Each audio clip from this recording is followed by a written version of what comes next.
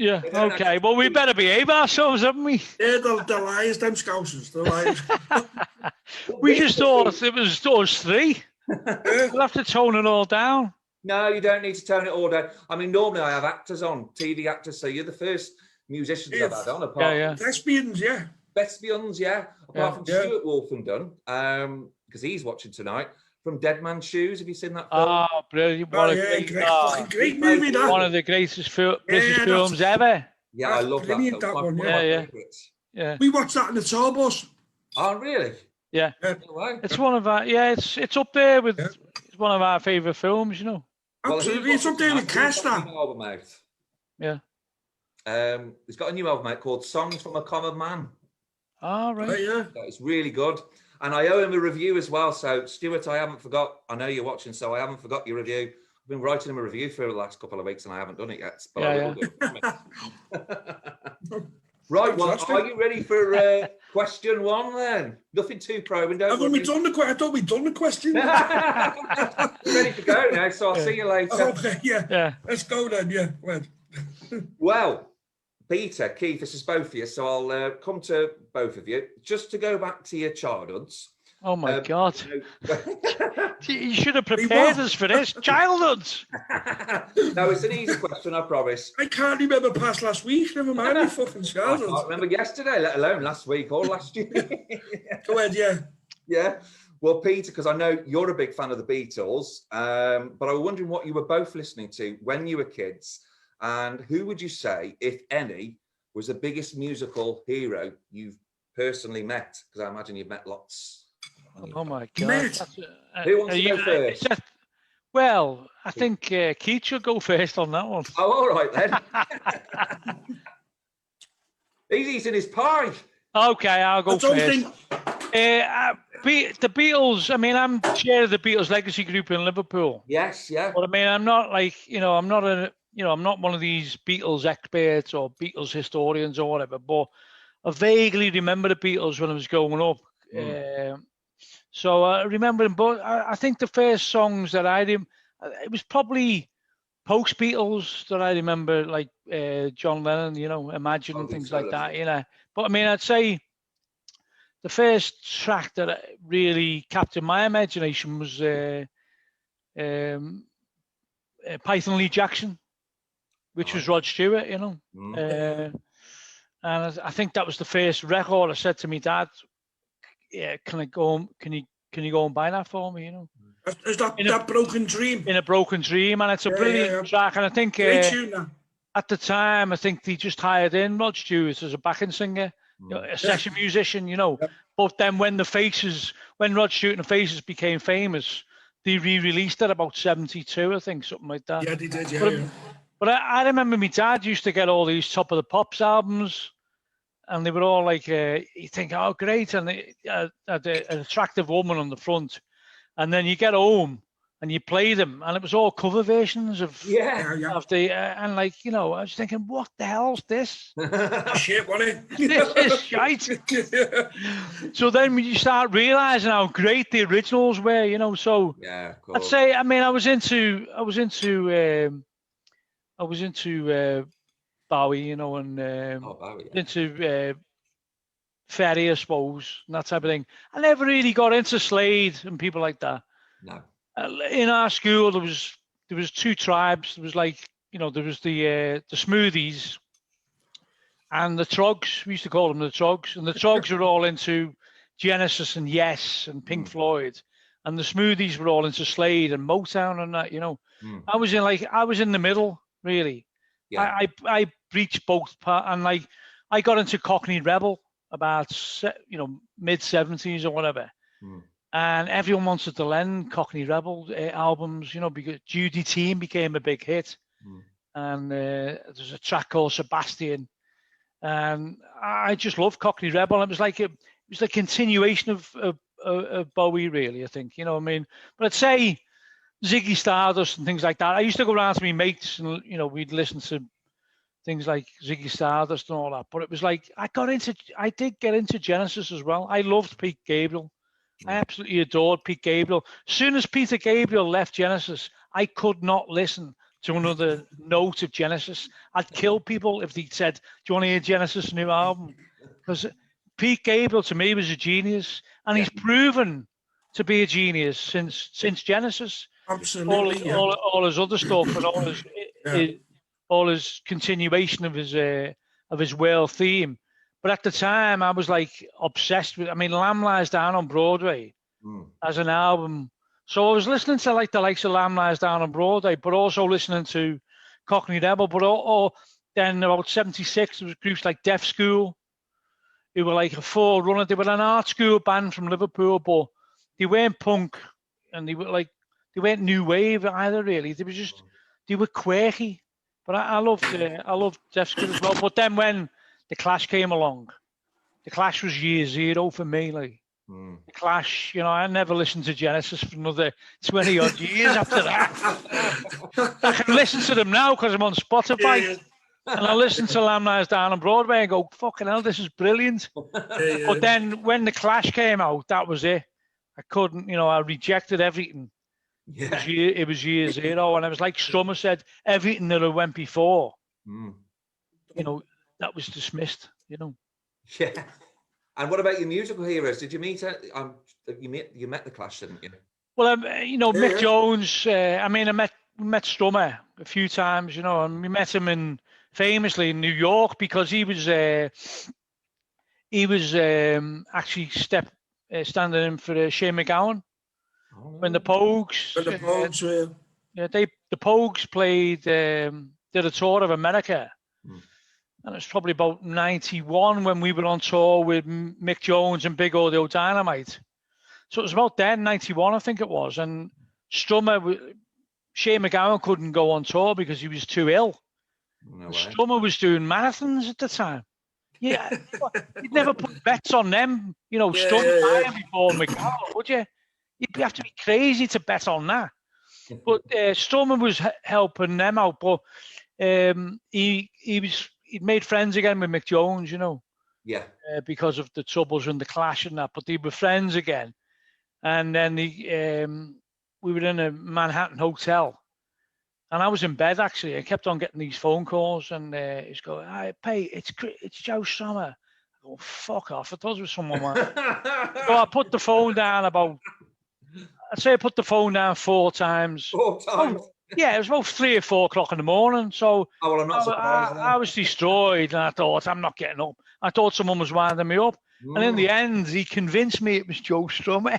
Yeah. So I got up, went to the room, and there's Suggs, Joe Strummer, Mick Jones, and I think James Brown from the NME was there. There was a few people there. I can't remember who else in the band was there. I don't know. Were you there, Keith? I can't remember. I probably was. Yeah. Who knows? Yeah. But anyway, at the time, they were hugging each other, and they decided to reform the Clash at 4 o'clock in the morning. The Clash were not reformed. 5 o'clock in the morning, the Clash were reformed. And the Clash were reformed, and Joe said, "And we want the farm to be on the next tour of America with us." So I went, yeah, okay. Started hugging him, and then we started carrying on. And I thought they were going to get the guitar out because they were getting on so famously. I thought they start getting the guitar out and all that. But anyway, Peter, about 6 o'clock in the morning, I went back to bed or whatever. But convinced that if the Clash reform, which they said they were going to do, and there was absolutely no artificial things involved in that. We were on at Big Audio Dynamite. We were on tour of America with Big Audio Dynamite at the time, weren't we? So we were on tour with Big Audio Dynamite. It was Mick Jones, and we were great friends with Mick for years. And then so Joe was coming along to the gigs as well. So it was perfectly believable. Like the Clash going to reform because Mick said he is, and everyone's just off the case, weren't they? You know what I mean? Yeah, there was no reality check going on. No. So I went to bed thinking, when they reform, we're the tour support. Yeah, we are. And that is probably the happiest moment of my life, Yeah, I can imagine. What I about mean, you? we met Suggs as well. Obviously, Suggs produced the tracks, you know, and we met loads of different people. But I'd say the people you suspect of being sound in the music industry are sound. Oh, right, okay. Mick Jones, Suggs, Paul Weller, you know, they're all sound people, and the people you expect being twats are usually twats. They usually are. Go on, then. Come on, guys. Then who have you met that you thought, what a twat? No, I can't. You're not going to tell us. No, that's fair. You can't really go there on that. There's far too many of them. No, there is. No, you can't really say that. Yeah, no, that's fair enough. It's not fair, innit? You know, they might have just been a twat on that day. You know, who knows? Yeah. I mean, Keith's a twat most of the time. I'm honourable. Keith is honourable. You know, this is the cuddly Keith is saying now, but Keith used to terrorise other bands, believe it or not. I never used to do that. When we did Top of the Pops, everyone going, "Oh no, here's Keith Mullin." He was like, you know, he used to terrorise hip hop bands and things. I was just dead enthusiastic. Yeah, enthusiastic. No, it was his. I'd say, you know, his Liverpool humour and that. You know, you know, it'd be like, look, stay to your head, mate. You know, it's like that type of thing. On Top of the Pops, people who are pop stars aren't used to that. Yeah. You know, it was like, oh my God. You know, did you get barred out the BBC bar, Keith? I think I got asked to leave it. Yeah. I'm not too sure if I actually got barred, but I think I got asked to leave it. Now I can't believe that. I wasn't being honourable. I was just being, you know, I think what it is, I think, you know, sometimes you can just be a little bit like, as you... Boisterous. Boisterous, as you were when you grow up, and like, you know, if someone's, you know, I don't think we've ever just been afraid to sit around and tell someone to fuck off. Do you know what I mean? If you're doing your head in, like, that's good. You know what I mean? Whereas I can say to Peter, fuck off with you. And it's just like that. But people used to take offence of it, you see, and you didn't realise that it wasn't like it wasn't offensive fuck off. It was a nice fuck off. Yeah. There are nice fuck offs, aren't there? Yeah. There's no doubt about that. Absolutely. What about you, Keith? Because I haven't asked you yet. What were you listening to when you were a kid? I was listening, you know, I grew up really in a musical household, I suppose, if you can say that. And what I mean by that is my nan was a piano player, completely self-taught, and she lived like probably about 10 minutes away from Goodison Park. That's where she lived. And so we always used to go to my nan's at the weekend with my mum and dad, as you did in them days. And when I always remember growing up with you know, a piano in the house was a piece of furniture, you know. And so my nan was always the piano player at the parties, at the Christmas parties and shit.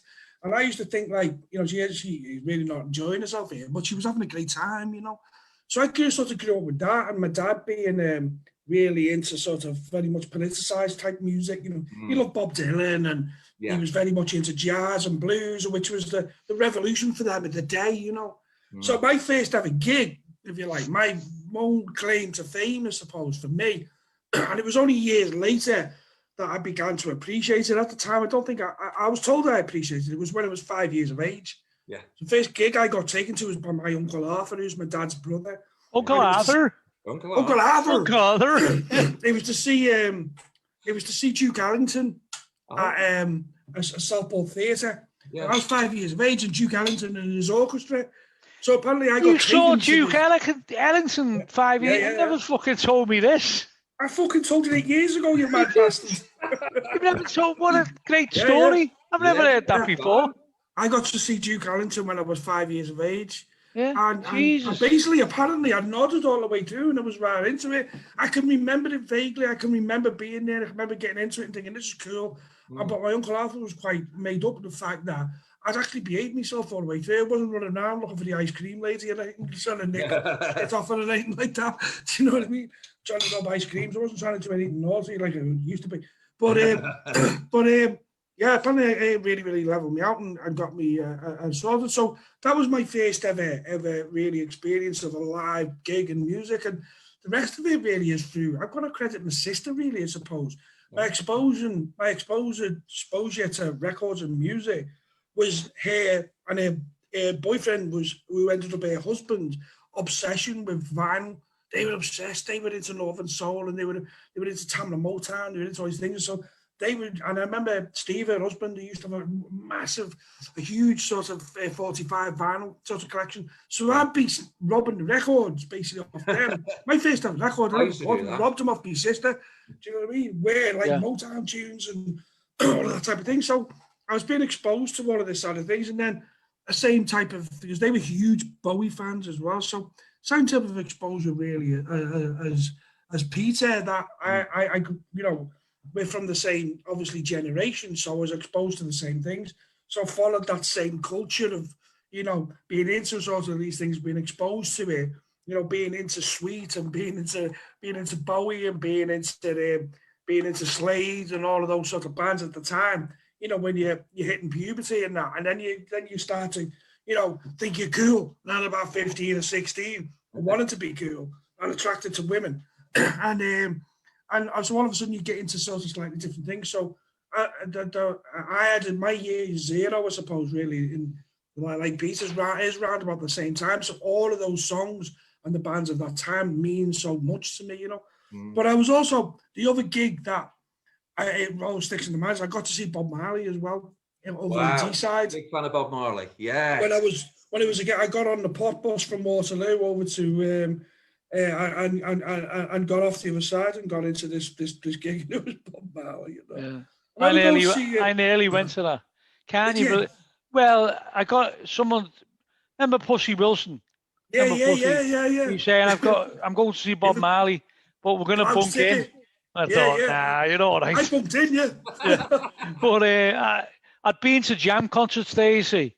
And like, you know, they were crazy, those jam concerts at Deeside Leisure. But in a way now, I thought, I'll see Marley when he comes to Liverpool. Do you know what I mean? It was like, he unfortunately passed away, didn't he? You know? Yeah. I remember going to, so just a mad D-side story, a crazy D-side story.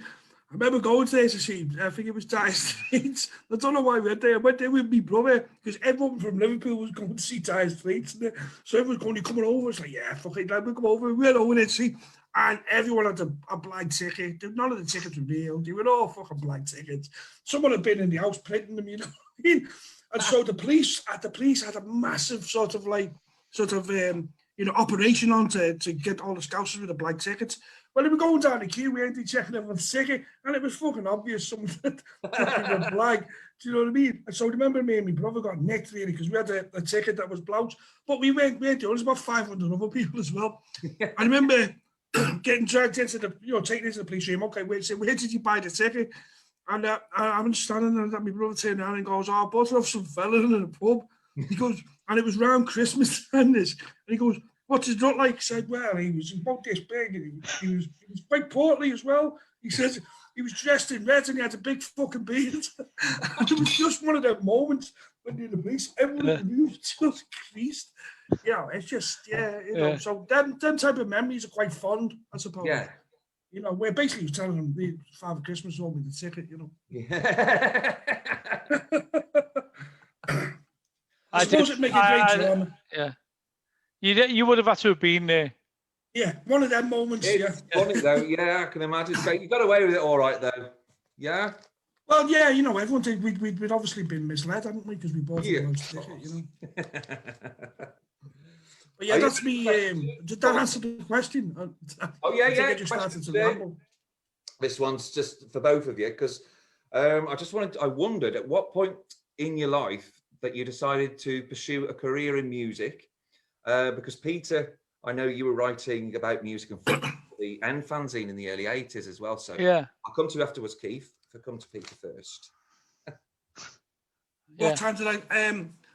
Basically, I mean, it was really, I was quite politicised when I was young, and I went on something called the People's March for Jobs in 1981. Have you got any proof of that? Yeah, I got loads of proof of that. Come on, I want to see photographs. I've got them. I'll get them. I went on this march called the People's March for Jobs in 1981. And I took my guitar on it, and I remember learning all these songs. You know, my dad had told me to learn these are political songs, and I was wanted to play Clash songs or whatever. You know, when we going on it, and basically I just remember being on that particular march and being into the music, and then coming off the march and thinking I want to go to college, you know, to learn how to read music and sort of. And get into music. Music was just so much more of an attraction to me. But right back then in the early 80s, there wasn't like what it is now with education, where you can go and do a degree in you know, in popular music. You couldn't, you know, everything was conservatoire, everything was classical music based, you know. So really, the only option you had was really to sort of pursue songwriting and just to pursue doing things with your mates. And I'd started to do that, and I was obviously through unemployment in the 80s. I was working, doing various sorts of jobs and doing the music thing on the side. And it was round about that point I thought I'd prefer, you know, I love doing this, and if I could find something doing this, that would be, that would be amazing. You know, that would be what you would want to do. Like, but almost even back then as well, it didn't seem something like that was real or possible. It was just something that you imagined you wanted to do. You know. And you made the dream become a reality. Well, it did, because I think the guitarist at the farm left, or Peter sacked him, because no, I think he left the band, and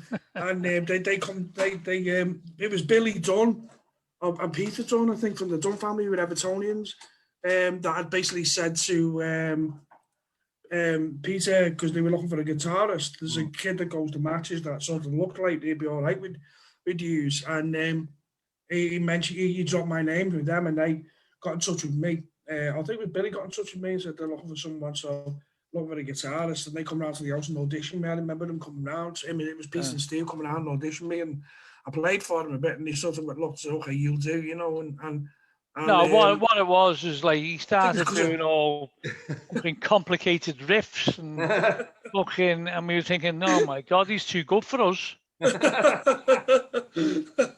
And I think it's a bit of a myth. I sacked anyone. I can't remember sacking anyone.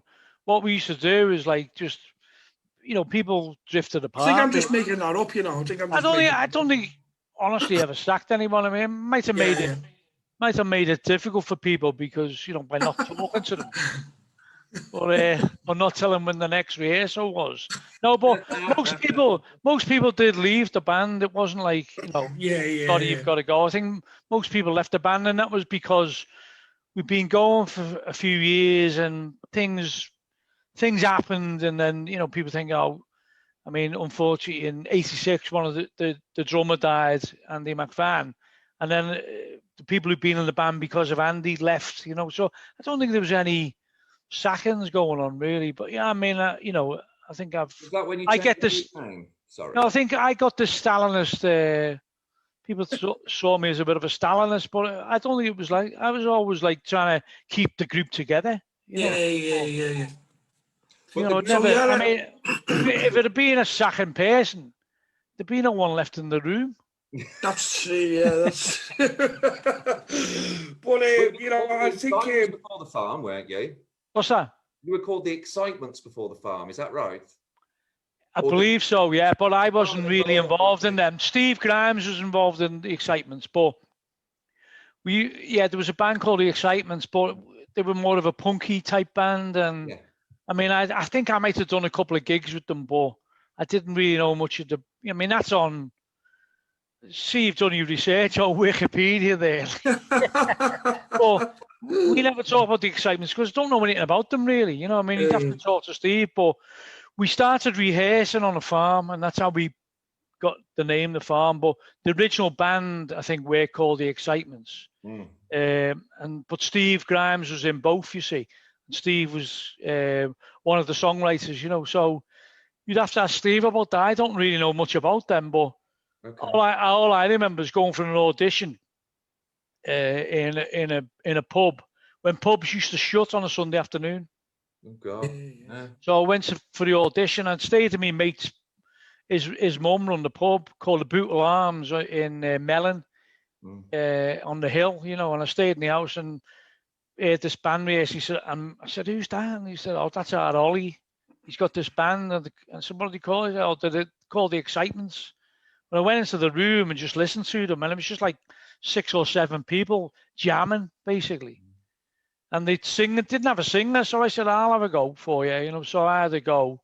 And then a couple of them in the band liked it. A couple of the trogs in the band didn't like it because I had short hair. I had short hair, and they knew I did the end. So the end would be regarded as like, you know, the antithesis of their music scene, you know. Yeah. So, but anyway, one lad called Phil Stevenson said, you know, I want to carry on, and so invited me down for an audition with Steve Grimes. And I did Waiting for the Man and a Rolling Stones number as the audition, you know. But then they were writing songs themselves, you see. But they were all like love songs, and that's when I said, I can't sing these songs. Not because they were bad. They were good songs, but they were all like, Say You Love Me, you know. Can't see you singing that. I couldn't sing that, you know. And so there was certain songs I was thinking, if I'm going to sing these, I want to be more like the Jam, the Clash, the Specials, singing about, you know, reality, you know, or lyrics that I've written about real life, you know. Yeah. And so that's how I became the writer, really, and the singer. It wasn't something I was intending to do. Came but a happy accident. It really was. It was serendipity. It wasn't planned. I just thought to myself, I wouldn't mind having a go at singing because I've been in the school production of Oliver. I saw the podcast about this where you were two bloody lads. Yeah. I knew I could sing because in our school, like, they whittled out in the 100 boys in the school, they whittled it down. So like you were like, there was 90, then there was 80, then there was, so I was down to the last 5 who they thought could sing. Yeah. And then I got down to the last 2, and this fella, blonde-haired fella, and me, and he got the job, and I'm fucking made up he got the job as Oliver because I didn't want it, but I was getting, the music teacher was saying, yeah, he got it because he had blonde hair, and he was like Mark Lester in the Lionel Bard version of Oliver. Oh no way. So when I found out I didn't get it, I was fucking like that. Yes. Made up. He was the opposite. He was made up. I couldn't believe it. If it had been offered the job of Oliver, it probably would have put me off for life because you had to learn all the lines, you had to learn all the songs. So I ended up being one of the workhouse boys. Yeah. And one of the pickpockets, you know. So I had to learn a couple of songs, but not many. Yeah. And there was no fucking shining light on me because I didn't want that. I've always wanted to, believe it or not, even for the lead singer, I wouldn't have minded being in the background, you know. I would have liked to have been 2 lead singers. In fact, I tried to get Keith to sing in the 80s, you know, doing back, you know, like, remember that? I did do backing vocals for a bit. Yeah. So I noticed on some clips you had some female backing vocalists, didn't you, on some of these? Yeah. Most of the time, yeah. I mean, they were fantastic, the backing vocalists we had, because basically we were getting, when we were doing Stepping Stone and Groovy Train all together now, it was like Suggs. It was someone who Suggs knew in North London, who was regarded as a good session musician, you know, a session singer, you know. And on one of the songs, Higher and Higher on Spartacus, Macarena sampled it. They sampled it. So if you listen to Macarena, that's from Spartacus. That's from Higher and Higher on Spartacus. Yeah. Now, we tried to sue Macarena because it sold millions around the world. It's called a copyright infringement. Yeah. And we never got we hardly got anything off it. No way. Because they said it wasn't a substantial part of our music. Because it was in the middle 8. It was a vocal in the middle 8. And so it's the Spanish remix, isn't it? It's the Spanish remix where it's really, really prominent. If you listen to the Spanish remix of Macarena, basically it starts with that melody. Oh, it starts with that. Yeah. That's it, and that's from a farm. I mean, you know, we can't complain. We sampled loads. Wrong with that. But Macarena, how did you feel about having that sampled? That we didn't even know. We didn't even know until someone told us. It was the kids, wasn't it? It was the kids recognised it. Yeah. We didn't even know, but when we sent it to a musicologist, and they went, "It's a sample. There's no doubt about it. They've sampled it." And what had happened is they tried to recreate it with backing singers in Spain, and they couldn't do it because the girl who did our Higher and Higher on Spartacus, she was a brilliant singer, you know. And yeah, she was amazing. Paula David, her name was. I mean, we lost touch with her, but she was a brilliant singer, you know. Yeah. Okay. Cool. Question 3, because actually, just a minute. Oh yeah, this is for both of you, because you were signed to an independent record label, weren't you, and released, I think it was 4 singles up till 1989, and then you had a cameo role in the film The Final Frame with Suggs, which I tried to find on YouTube today, and I can't find it anywhere. Didn't you recall that? Yeah. Was it Kevin Sampson film, that, wasn't it? Yeah, it was our manager, Kevin Sampson film, and like Suggs was, it was like it was about an animal rights activist who became a bit of a terrorist, you know. But I don't think it's one of the greatest British films ever made. Have you ever seen it? Is it not something that you like to talk about? Well, we were in it. We were in Halifax, and we played in the Shea Stadium in Halifax. Spelled SHAY, not the other, the American version. But we were in it, and then it was like Suggs, like Madness hadn't reformed then, so it was like Kevin was still involved with. Kevin Sampson was a good friend of Suggs, so he got him to be the lead actor in it, you know. But I can't remember much about it. I think I did see it, but I've erased it from my memory. I can't remember anything about it. Was I there? Yeah. Yeah. And it was the day, I remember it was the day of the cup final, but it was the Hillsborough year. So it was the day of the FA Cup final. Because I was at Hillsborough, I didn't want to go to the cup final. I just didn't. I thought football should have stopped. So we went to Halifax that day. And I didn't want anything to do with the cup final because I didn't think it should have been played, you know. But no. Okay. Yeah. You going to add something to that, Keith?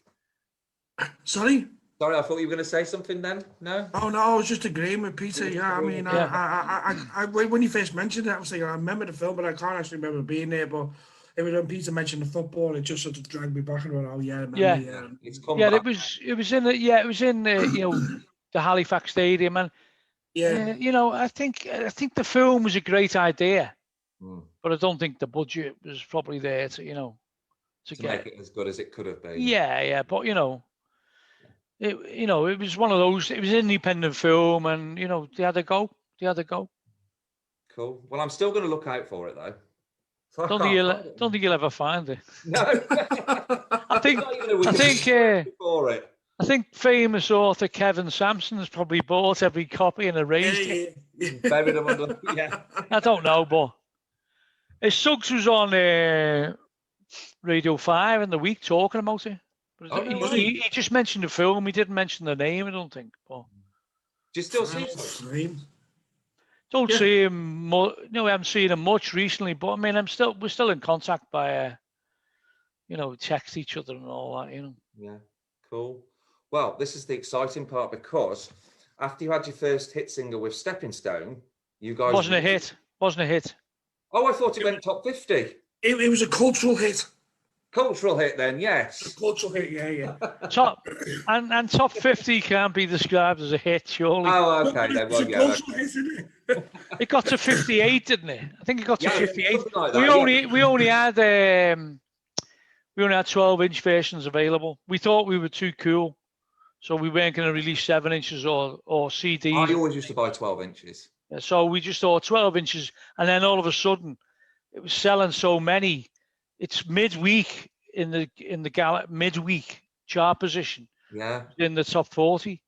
So we thought we just couldn't keep up with demand. We only had one format, you know, and that was 12-inch, because basically that's what we were buying as records at that particular point, and it was like that was the cultural thing. You put out a 12-inch and that, and to put out a 7-inch sort of bar, it was like, no, that's not sort of our thing. So we never did that. And then all of a sudden it became that popular, man. The distributor and everyone's going back going, you got to do a 7-inch. We're like, why? Because you're going to sell thousands of them. We just went. And I remember going over to Manchester to actually edit it down. We did the radio edit, didn't we, for radio? But when then we put a 7-inch out quite relatively quickly, but the chart position, we had a midweek, I think, of 40, didn't we? Yeah, something like that. It's up to 40 and then dropped just underneath and back. But then with the days to get to 40, you had to sell thousands.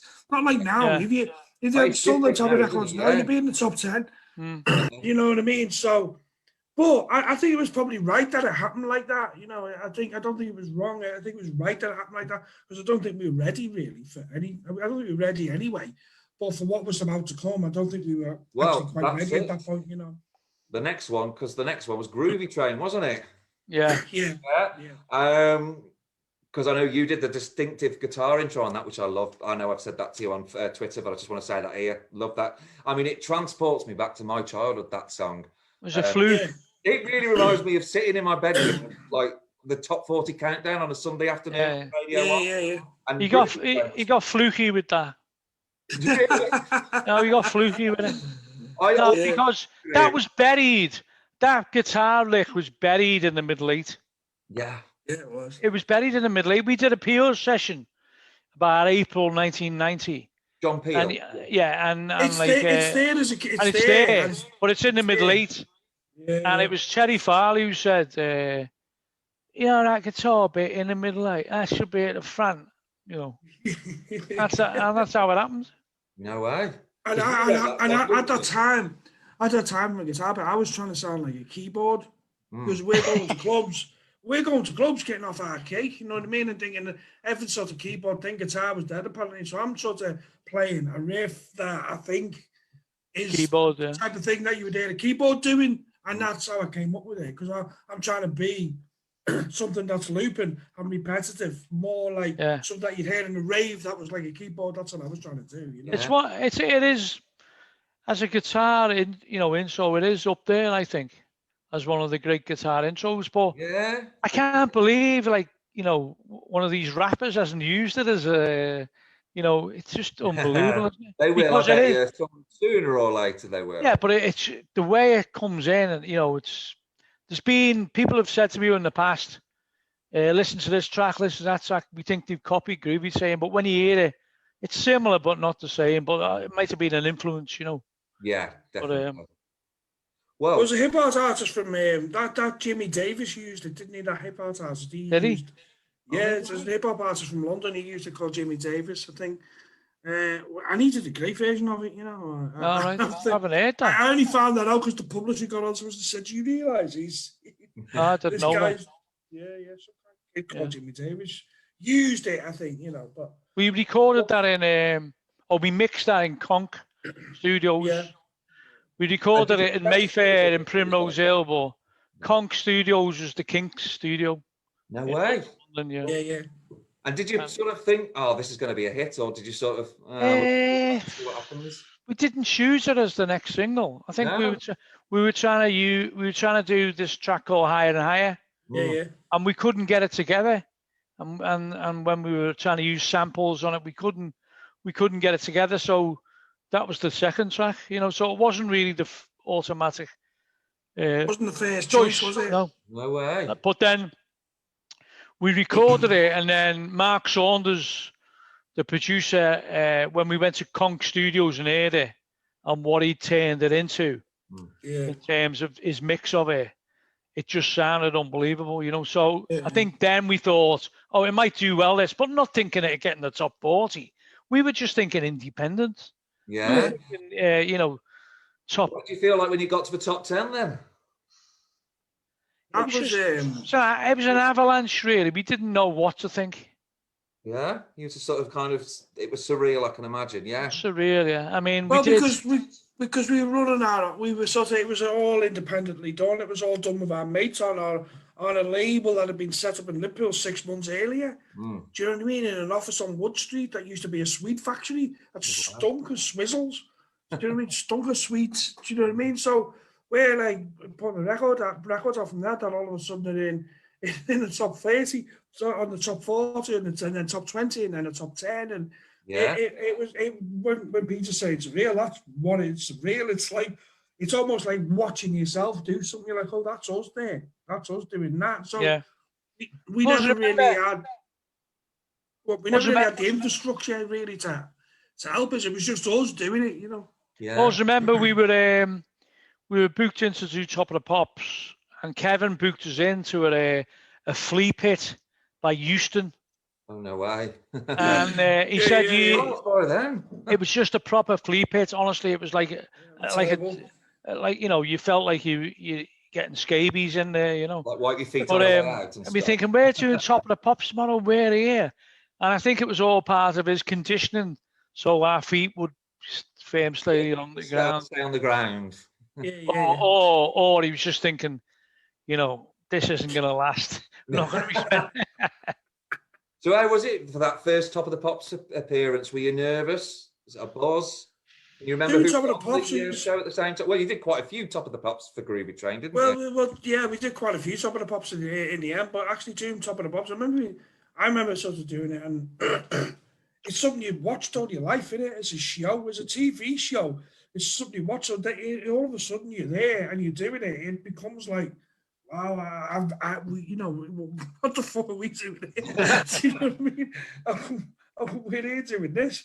And it was sort of like, I felt like that for me, but while we were there, we were also very much like, yeah, let's you know, let's have it, you know what I mean? And maybe we deserve to be doing this, but because it's such an iconic show and it's such, you know, it meant so much really in your life. All our musical experiences and the things, knowledge that we have, and things that we sort of experienced, I suppose, musically from a TV point of view and a media point of view, it probably come from shows like that. Yeah, you know, so to be on it was really, really. It didn't seem at the time. It didn't seem real, but also its appearance and reality.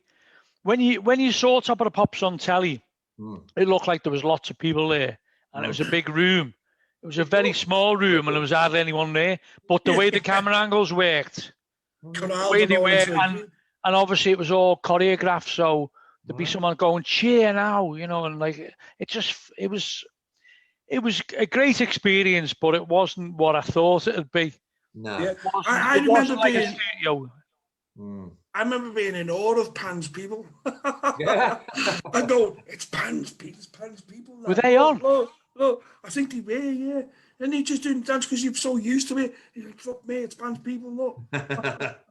I thought they'd been banned by them, but I might be wrong.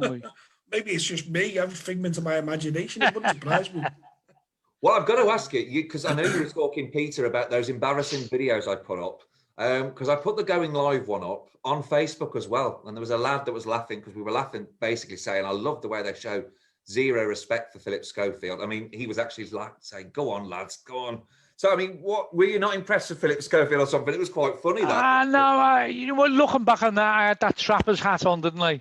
Yes. And I was thinking, oh my God, what am I doing there? You know, but, you know, so it's hard to look back. It's hard to look back. And, you know, yeah. And also it's of a time and place, you know. Yeah, of course. I also think, though, as when we were in that situation, I mean, there was points, I think we just felt a little bit uncomfortable with the situation that we were in. I know at times I did. I felt uncomfortable with you. So it makes you react. Because you never knew what was going to happen with him. Yeah. You never knew what was going to happen, honestly. Yeah. You know, we did so many TV shows. You never knew what was going to happen with Keith because he's an unexploded bomb, isn't he? But no, I think it comes from that feeling uncomfortable, doesn't it? And just feeling like, I suppose that feeling undeserving thing. I shouldn't really be here. What the fuck am I doing here? Do you know what I mean? And so, and it's that working class conditioning, I think. Yeah. And so I used to react quite, I think, it would come out in me in very, very different ways. And sometimes as a shock to the rest of the band, you know, when I would just react in a strange way, you know. And I think, I mean, I'm dyslexic and dyspraxic as well, so I think it comes from, there's elements of that in it as well. And I only found that out years later, that that's what the problem and issue was. So I would react, you know, a little bit oddly from time to time. So. Well, on the spur of the moment, well, I'm not doing that, you know. Yeah, you know, so I suppose it's almost like having Tourette's, I think, you know what I mean? You know, emotional Tourette's, I think it was. Well, I wanted to just talk to you about, on the subject of Groovy Train, because obviously I loved that video. I was it Southport? Pleasure Beach? You can't remember. It's a mixture of Southport and a mixture of Formby, isn't it? Yeah, because of course you had... Ibiza, yeah, and the island of Ibiza, yeah. Well, you had Ibiza. There was a late actor, Bill Dean, from Brookside, who you asked to be in your video. Did you guys ask him? Because I just wanted to know how that came about. Yeah. And also, I take it, because your boys from Liverpool, you were fans of Brookside. Because you know what, I'm doing something on Brookside at the moment. So you two were fans on Brookside? I wouldn't say we were. I mean, I think we're fans of the fact that it was a soap opera about Liverpool, and we could identify with some of the characters on there, you know. Or you felt like you felt like you knew some of those characters. Do you know what I mean? Which is the beauty of Phil Redmond's writing, you know, was that the fact that you sort of felt like you could identify with some of those people and those characters on it. And so it was the most prominent soap opera that was out there at the time. I suppose it was the beginning of the you know, other than Coronation Street, that type of thing. That was, wasn't from Manchester. This was from Liverpool, so you could identify it. And I mean, the fact that we ended up on it as a band in the group was something I was extremely proud of at the time. Yeah, I mean, it was one of the only. I'm not, you know, I've never watched soap operas really, but it was one of the only ones that I would take an interest in, you know. So many people said exactly the same as you, Peter. That they don't watch soaps, but they used to watch Brooks. Yeah, because it was like, you know, it had the Grants in it, you know, and had certain people. You could identify with those families, do you know what I mean? And there was social issues, you know. I think it was the first. Was it the first lesbian kiss as well? Yeah. I think, you know, so they were like rolling back the boundaries, really. You know, so it was good, but I mean, and also Sammy Rogers. Oh, Rachel. Was photographed with a farm T-shirt. Yes. And during that period, because our drummer, his partner worked something to do with Brookside, so she'd give them posters and things. So they'd end up in bedrooms, you know, the posters of the farm. So that's you know, it sparked our interest in that way as well. But you know, I thought that's a cool thing to be in rather than, you know, other soap operas. I thought, you know, at the time. Yeah, of course. But did you two personally choose Bill Dean to come in your video, or was that somebody else that had decided that? I think, you know, I mean, I was a big fan of Bill Dean. I'd seen him in lots of different films, Gumshoe, and I think it was probably a collective decision. I think, who can we get who's like a famous Liverpool actor, who's been in loads of stuff, who's got maybe an association with football as well. And his reason is his name was changed to Bill Dean because of Dixie Dean. That wasn't his real name, Bill Dean. Oh, no way. No. Well, I think his character as well in Brookside was to be this. He was a grumpy character as well. Yeah, so I think it was that. Yeah, and it sort of suited him coming on to the fair and having a bit of a good time with us as a band. So there was that. So I suppose what you could call that sort of dichotomy that was actually going on with the character of him as Bill, as you know, in Brookside and being on the Groovy Train, because he was a train guard, you know, in Brookside, he was a retired Brookside, yeah. So there was those connections that we were making, really. Yeah, I think his real name. His real name was Patrick Anthony Colony. Oh, no way. I wonder if he had Irish descent. Possibly. Patrick Anthony Colony, but he thought he'd change his name to Bill Dean after Dixie Dean for his stage name, really, you know. No way. And of course, he appeared on The Word, which I showed the other day. The Word. Yeah, that was great. That was great. I mean, that, and I think it fitted in with our. We were trying to. I mean, we'd grown up with the Monkees, you know, and we'd grown up with Madness on their videos, always tongue in cheek, and the Beatles, and the three of those, you know, the Beatles and Madness, quintessentially English bands, really, but having a laugh. Yeah. We hated that idea of, you know, I think. you can't smile and, you know, and like the whole Morrissey thing was the antithesis of what we were doing. Oh, Morrissey, yeah. And, you know, it was the antithesis. And I think in history, we've been proven right, you know. I mean, he's fucking lunatic, isn't he? You know? Absolutely. Yeah. We went from, we can't talk to you now, I'm too depressed, to I'm fucking depressed, but we can still enjoy ourselves. Do you know what I mean? I think, there was like, you know, I think there was all those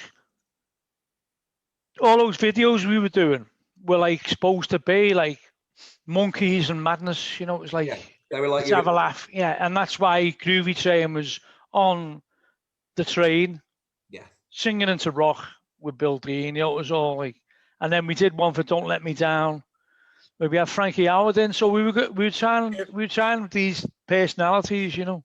Yeah, and George Best, of course. And George Best, that was continuation. Yeah.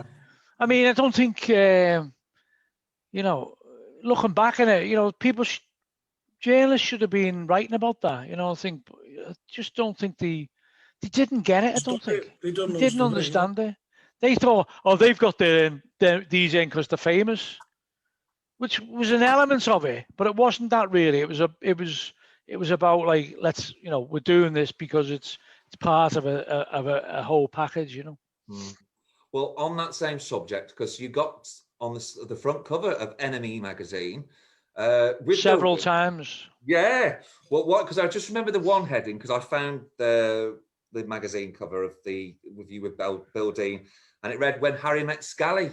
Were you all that? Were you fine with that? I mean, that was Jamie Brown, wasn't it? Yeah, I don't know who came up with the.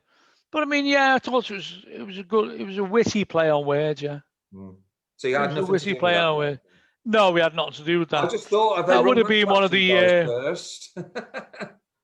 That would have been one of the wits at the enemy. Yeah. Just discovered what Scally meant. Yeah.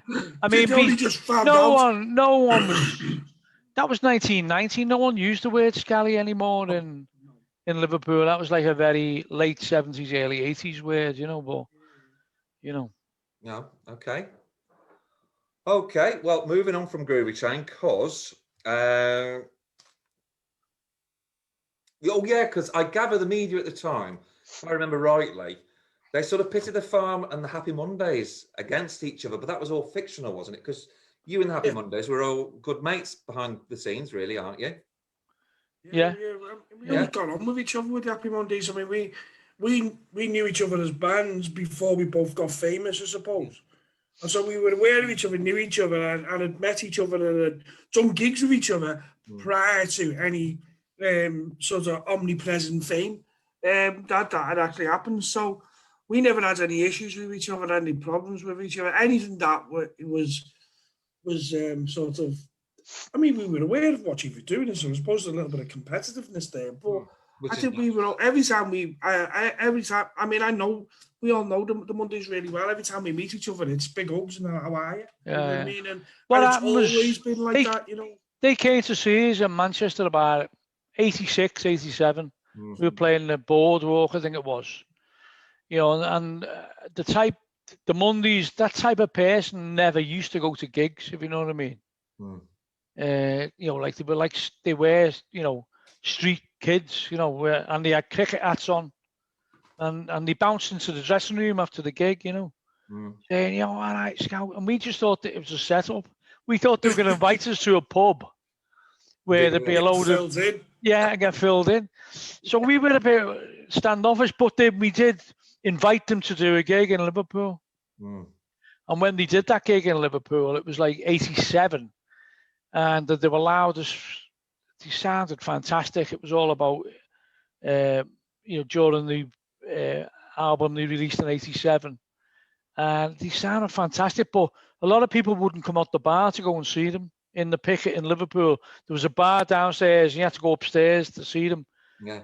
And they were brilliant. There was only probably about 20 people went to see them, but they were supporting us, you see. Yeah. And when we played, there's probably 200-300 people there, But no, but it was a fantastic experience. But it's so loud. It was your ears were buzzing, afterwards. But they got off after that, and we didn't see them then again for a few years until probably Ellen Road. We might have bumped into them at Top of the Pops and different shows and that, But I think what was happening with the Mondays is people were writing into the NME and the sounds, saying about the way people looked and the way people didn't look. And I think our manager had to do with some of the letters. But Tony Wilson was always promoting Joe Bloggs and Travel Fox trainees, and we were laughing at them and saying, no one wears them there. Like,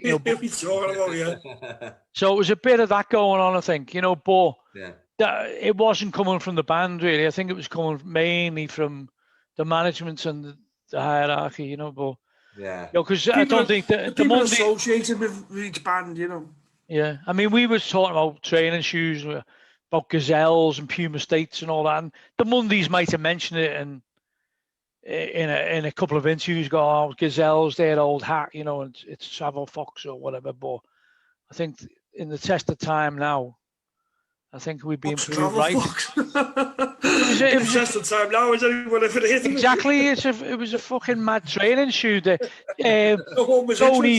Tony Wilson seemed to be promoting. I don't know if he had shares in the company or what. I don't know. But Joe Bloggs was a bit like that as well, and there's a few fashion companies, Joy from Manchester, and but there was never any musical rivalry. The only thing that changed was like we released Groovy Train, and they were supposed to be releasing a track called Groovy Afro, and they had to change it. They had to change it to Kinky Afro because Groovy Train came out, But we didn't know they had a song coming up. No, we didn't until a few years later, Told us. No way. But I mean, in over time, and whenever we see Bez or we see Sean or Gary, I mean, or any of the rest of the band, they're great. We get on great. We get lads. It's almost like your long lost friends because we all went through that 80s together. Do you know what I mean? And it wasn't a great time in the 80s in a lot of ways. In a lot of ways it was great, but in other ways it wasn't. And that was our youth. So, when we meet, it's nothing but adulation for each other, nothing but compliments for each other, nothing but arm around each other and great friends, So it's all a load of crap, guys. The rivalry, I mean. Basically, yeah. I do remember it, at the time, slightly. Well, for the next question, because your next hit, All Together Now, is now obviously a legendary, timeless classic anthem. And over the years, it's kind of taken on a life of its own because it's actually been a hit 3 different times, hasn't it? So I just wonder if you could talk about that and what, Peter, what you wrote it about. I do know, but I'll let you tell the story. It's your song. It was originally a track called No Man's Land, and it was about the truth. Where's Keith gone? Sorry, I don't know what's happened there. He's gone to the toilet. What's he gone to the toilet for? Have you gone to the toilet? Oh, he's put it on chat. Yeah, he's put it on chat. It was a song about the unofficial truce in the First World War, and I just thought I actually wrote the lyrics to it before McCartney's Pipes of Peace. That came out in the 80s, but I'd written the lyrics to No Man's Land before that because I just wanted basically to to publicise that event because I thought it was an extraordinary event, and I think it still is in all the history of war. It's one of the most unique, one of the events that should be celebrated. And I think it has been certainly more recently, certainly in the last say 20 years. But before that, not many people knew about it. You never learned about it in history books. There's been a few history books written about it now. But it's, I heard a podcast last year. He's back. Or is he on the toilet? Oh, he's back. Back, yeah. This is fucking Alan Partridge, isn't it? So, yeah, I was just talking about a poignant point there. Yes. Yeah. What was that then? Talking about all together now. Yeah. Oh, okay, yes. Yeah. So, yeah, it was like, I thought it should be celebrated, and I think, it's one of those moments that, if you look at it, it's, people know about the great battles in history and certain dates, but I think now people are more aware of that truce. And I listened to a podcast last year where there was an expert on it getting interviewed about the First World War truce, and he was saying, it certainly happened. It happened in numerous areas on the 800-mile front from Belgium to Switzerland, and he reckons there's estimated 100,000 people were involved on both sides. So there's been if you put it up on Twitter, you get some people go, never happened. There was no football match. There were several football matches. They weren't official football matches. They were just kickabouts. Just kickabouts, and there's primary sources from the German side and the British side that those matches happened. Letters home. Right. They're primary sources of historical fact. So it definitely happened. There was, in some areas of the Western Front, it took them 2 or 3 weeks to start fighting again. They just refused to fight. No way. We've been swapping presents with them yesterday. We're not going to, and there was an unofficial truce went on. Unofficial truce went on for a long time in many areas, And I just thought it's a great thing. And now you look back at it now, and Germany should never have been the enemy to the British Empire. Really, they had so much in common. And now you look at Germany now and England, even though there's a rivalry maybe with football, but Liverpool's manager Jurgen Klopp, he's almost like a Scouser, isn't he? The way he talks, and there's so many similarities between the two races. In fact, the royal family's German, and you just think it was the First World War was an imperialist war, and it was about economics. It was about power and profits. And unfortunately, the working class of both countries suffered for it, But and you look back, it's a tragic war because there's some great books written about it, but nobody can really come up with a definitive reason why it happened. Yeah.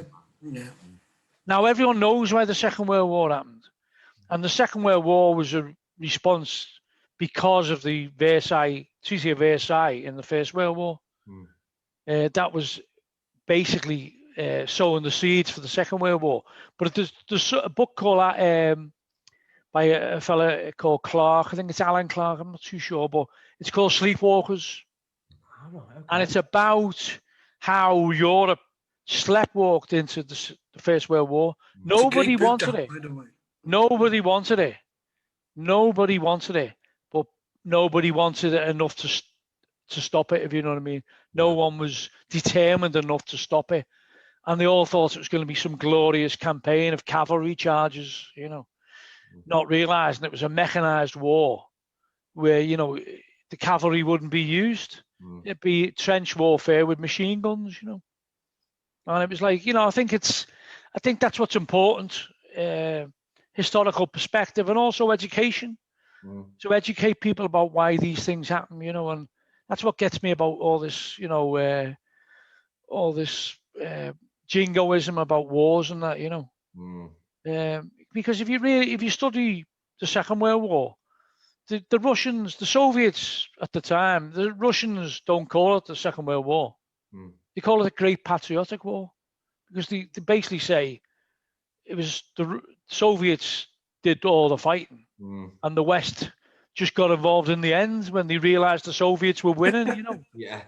And if you look at historical accuracy, all the history books written by Western authors and historians all come to that conclusion, The Wehrmacht and the Third Reich was smashed on the Eastern Front. It was a different war. It was a completely different war. And you've got to research those things. And we should be educated about those things. Then we wouldn't get, you know, people going to football matches singing about 10 German bombers, you know, and madness like that, you know. And of course, as I was just saying when you were off, Keith, we were just saying it's actually been a hit 3 times altogether now, because a lot of people associate it with football now, don't they? Really, I always think of World Cup now when I hear it. Yeah, I mean, people do associate it with football because obviously it's using the idea of a football match as a sense of unity, you know. So they think it's a football song. Well, it's not necessarily a football song. It as Peter sort of quite clearly sort of stated, it's a song that's a story, which is about something that's happened in history, you know, and an important story. I mean, you can apply the same concepts and the same ideals, I suppose, of what was probably going on that front line as to what has just gone on in Glasgow in the last couple of days. Yeah, of course. There's a spirit stronger than war. There's a spirit stronger than hatred. I mean, pieces been made with life, but they're the lyrics that are used. There's a spirit stronger than war. It's the same thing as being spirit stronger than hatred. Humanity and us as people, we've got a lot more in fucking common than them gobshites that are in charge, that are telling us to go to these wars or deport people. It's the same thing. You know what I mean? Yeah. And so as a story, and I think it's an amazing story, and I think as a symbol, I think it's a symbol of hope. And I also think it is an anti-war song, you know, which basically sort of, you know, if you begin to look into these things, there's nothing glorious about war, you know. There's nothing glorious about it whatsoever, you know. So I don't know if that's answered the question, but it has, yeah, no. So that's 3 times that it's a hit, though. So it's just, like I said, it's just had a life that's just gone on, and I think loads of adverts. Well, so in a way, it's only one time a hit in it. It keeps getting brought up through various people doing it, but it is a song. It's continuous in that it's still. Well, it's 30 years later now. Well, I think it's going to have a long shelf life. It's one of those songs I think will just live on and on and on. Yeah, live on, you know. I mean, it's captured a moment. It's captured a feeling. It's captured. You know, it's inspirational in that way. You know. Yeah. Of course. Yeah. And then, of course, after All Together Now. Sorry, I was just going to say after All Together Now, then came the album Spartacus, because you had because obviously apart from going to #1 as well, it had loads of accolades from the likes of Enemy, Sounds, and Select Magazine, because they all selected it as their album of the month. So I can imagine that was a big, massive. I mean, go to #1. Yeah, it was unbelievable. I mean, we were on tour at the time, so it was like, I don't think we ever, when it got to #1, we didn't have a massive big celebration, but you know, it was an incredible thing because the people who were involved in it in Produce Records in Liverpool had no experience of the music industry, none whatsoever. And then within a few months, they're taking on the major companies, and it was a purely independent release. It was distributed by Pinnacle, who were a purely independent. Everything that we did was purely independent. Caused a few problems that as well, because we thought Factory Records was the ultimate in cool. Yeah, you know, they don't have contracts. They write it in blood on the, you know, not realizing at the time the Factory Records was a basket case of, you know. So we based our model on. So we were licensed to all these independents all around the world. You know, whether they accounted for the records they saw, we don't know. No. You know, if you'd been with a major company, there would have been a different angle to that. But we were glad we were on an independent because we thought it's the spirit of independence. That's what, you know, what we thought. I remember Andy MacDonald from Godis. He came in to listen to All Together Now in about October 1990 because Chaz Smash, it was before Madness was reformed, so Chaz Smash was the A&R person. And he'd convinced Suggs to come in to listen to it. He heard it and went back to Andy MacDonald. Andy MacDonald was allowed to come in. He said, that's a Christmas #1. That's a massive hit. He said, but it won't be on Produce Records. He said, but if you sign to me now for this X amount of money, it'll be a number one, because they knew the tricks of sales teams and getting sales teams into record shops. Three 3-to-1 or 2-to-1. You 2 records and the shop gets a free one. And there was all sorts of perks going on. And he made us the offer. We didn't even spend 2 minutes discussing it. We just said, nah, you're all right. You're all right, mate. See you later. Well done, yeah. Because we just thought it's better to get to number one as an independent, pure independent, Oh. And I think, looking back on that, I think we made the right decision, We made the right decision. We probably wouldn't have made it. We probably wouldn't have made a different decision if you think about it now, because, it was that sort of, I don't know, it was very much of the time, and all of these people 6 months earlier were knocking us back. As a band, that number one album that you're talking about. If you go and look at the inner sleeve of that number one album, all of the rejection letters that we had are there on the inner sleeve. Because that was the days when you had an inner sleeve to an album that you could print shit on, Yeah. And all our rejection letters from all of these labels were printed on that inner sleeve, I missed and that. then by 1991, we know record companies, A&R departments were told, go and find us another farm, because we were selling so many records at that time as an independent. We were, the majors are looking at it and saying, that's what we've got to do. That's what we've got to do, Which is why Sony Music created the LRD division, which is the licensed repertoire division, which was where they started to buy up all of the independent record labels. One of the first labels they bought was Creation Records and our label, eventually. Yeah. Well, when they bought our label, because we signed to Sony about 92, because what was happening was like, we had 20 or 30 people employed with the farm. And then from selling number one album and top 5 hits and that, things started to go wrong, Things started to go wrong. Is that when you signed to Sony? Things went a bit wrong? So and then decisions were taken out about. Hello? Yeah, hello. We can hear you. We can hear you. Me? Yeah. Yeah, so decisions started getting taken out of our hands, you see. Which I can imagine. We did, and we shouldn't have done it really, but they offered us, it was an offer we couldn't refuse, and we were thinking, we've got to keep the company going. There's 20 or 30 people on the payroll. There was the pressure of that, you see. If we'd have still been a cottage industry, we might have been able to say no, but we were thinking, and they were saying, well, how many records have you sold? Well, we could sell 4-5 times that many, with our international appeal and systems and that. And I suppose we were a bit seduced by that in terms of we're thinking this could get us from Don't Let Me Down. Kevin Sampson's idea was to re-release Stepping Stone. And the band sat down with him and, no, we can't do that. That was a cool record as a 12-inch. You can't do that. It's got to be something like Don't Let Me Down off the album. And I think he lost the vote. Kevin lost the vote. And it was a mistake. And I've told him that since. But we should have re-released Stepping Stone, which wasn't on the album, and released it in all different formats. It would have been a massive hit, probably. But we were trying to be too cool for school. And then, because Sony come along with this offer, we thought, how can we keep this juggernaut going? Because that's what it was then. It was a juggernaut.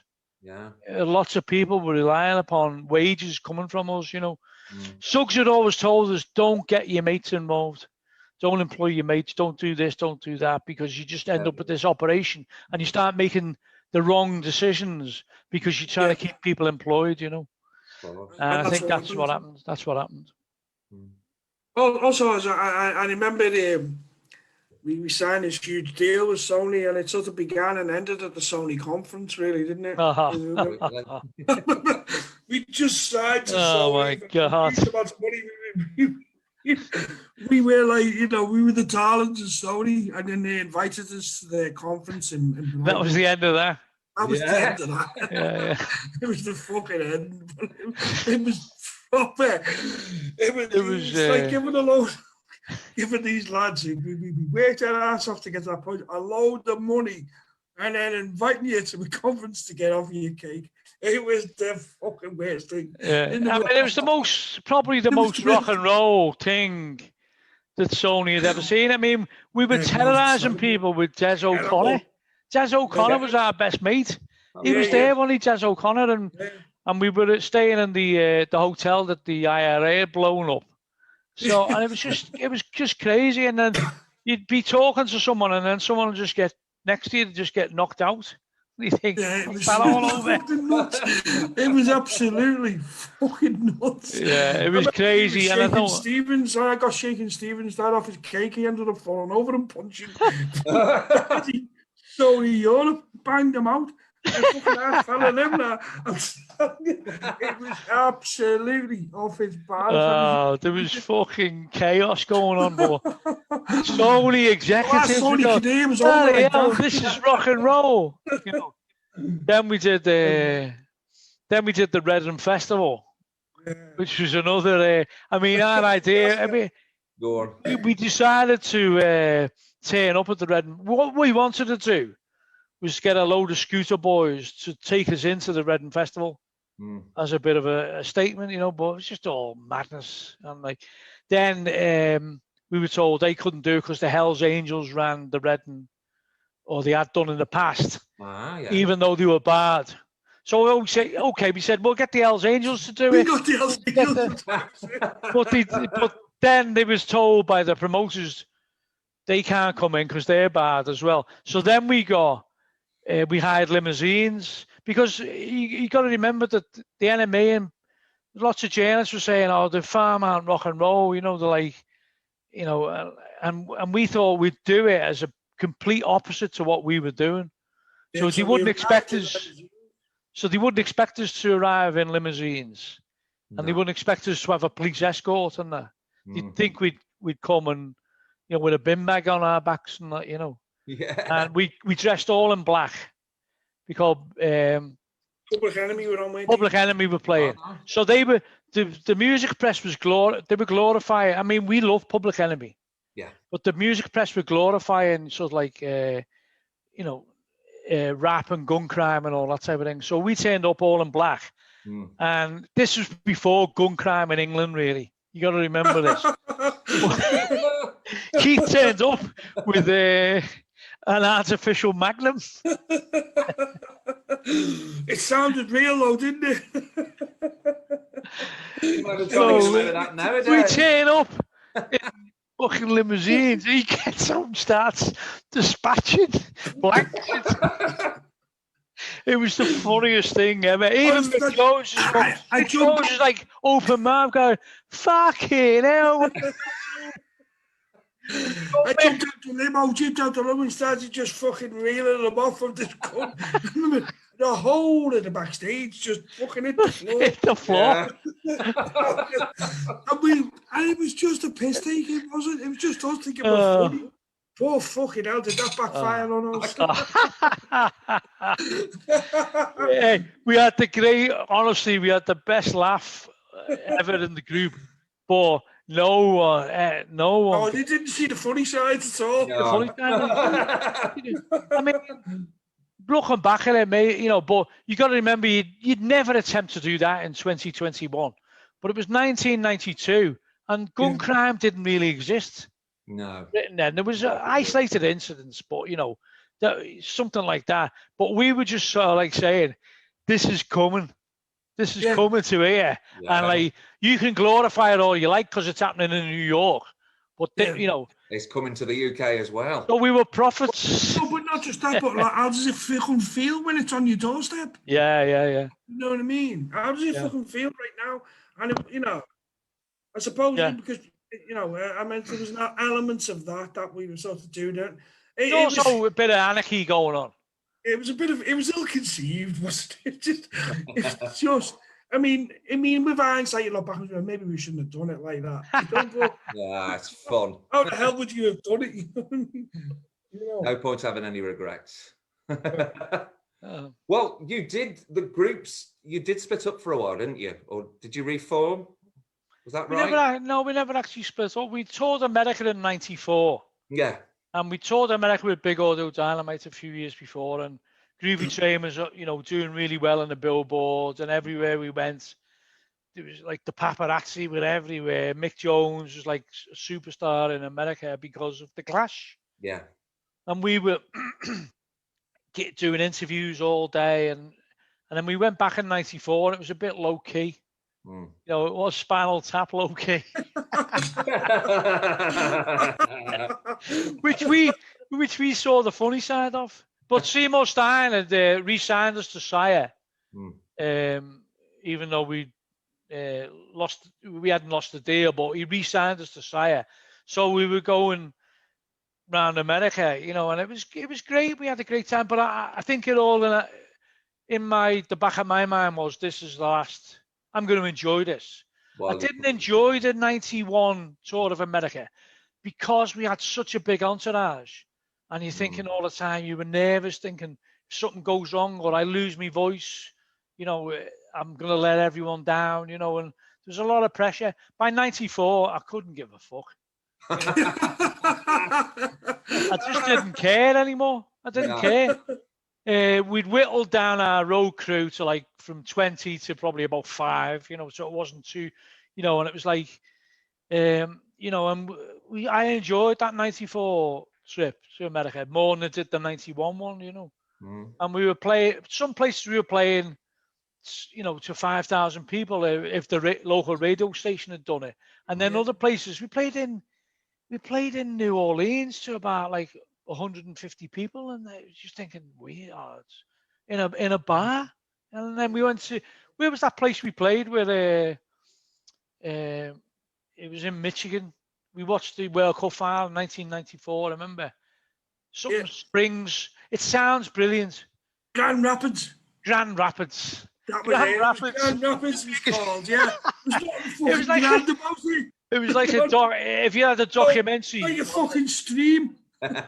If you had a documentary on, the most depressed area in America, Grand Rapids would be on there, And we played acoustic in a bar, didn't we? Yeah. And it was like, outside it was chalk tonight, the farm. And it was a good crowd, couple of hundred people maybe, and we played acoustic, but we were thinking to ourselves then, this is not, why are we playing acoustic? And there was certain gigs we were doing, the whole full band, and certain ones we were doing acoustic. And I think Kevin Sampson's idea was, it was all unplugged in America at the time, was the big thing, Well, we were doing as well. I remember that tour. That's all we were doing. Some days we were doing 2 or 3 gigs in a day. Yeah. We were doing 2. It was that, you'd have I think we were out there for about a month and a half, 2 months, but you'd end up doing fucking 3 gigs a day. It was a graft. It was a proper graft. And I just remember, and also you got everything else that's going on with it. So it was just, it's just a chaotic. Well, it just becomes chaotic, doesn't it? And your life becomes chaotic. And I think you realise America, when people say America, it's just not one place. It's literally 50 countries. Every state's different. Every state's different. Every. It's gone again. Oh my God! He's not gone for a. Oh, he's not going to the toilet now. No, he hasn't said. But every state is different. Yeah. And you think to yourself, it's like, how can you generalize about America? The way people generalize about America, I hate America.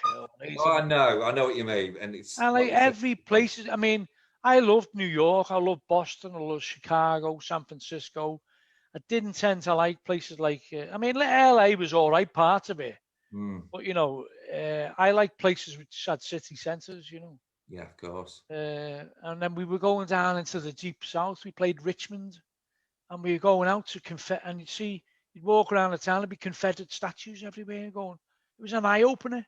Yeah. It was an eye-opener, and obviously we know about those statues now because there's been a big debate about them, but we didn't realise at the time, and it's a fascinating country, and one of the great days we spent was we went to Denver, and we had 2 or 3 days off in Denver, and we went into the Rockies, you know, and the Overlook Hotel that was in The Shining.